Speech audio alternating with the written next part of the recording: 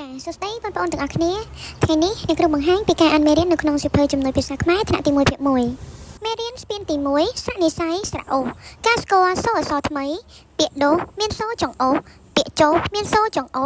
ជាងកោមានសូរចុងអូការស្គាល់តួអក្សរថ្មីពាក្យចុះមានសូរចុងអូការវឹកហាត់សរសេរតួអក្សរថ្មី1 2 3 4ស្រៈអូស្រៈអូ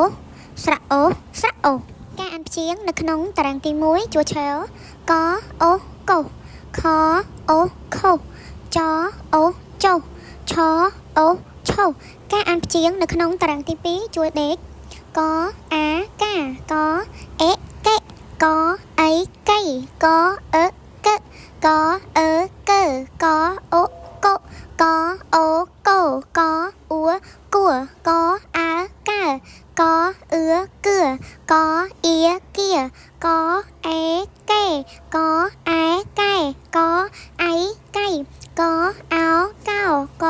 អៅកៅកអំកំកអំកំកអាំកំកអាកាកអូកោការផ្សាប់ពាក្យទៅនឹងរូបភាពពាក្យឆាអូភ្ជាប់ទៅនឹងរូបភាពឆាពាក្យកុសកអូភ្ជាប់ទៅនឹងរូបភាពកុសកពាក្យចុះអូភ្ជាប់ទៅនឹងរូបភាពចុះការអានអត្ថបទខ្លីចៅកៅចុះចៅកៅឆៃខកេកេចាំចៅកៅចុះកកចាំចៅកៅចុះកកចាំចៅកៅចុះការសរសេរកូនគិតនឹងថាឲ្យបានលឺកកស្រៈអូ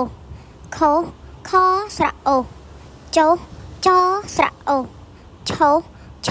ស្រៈអូ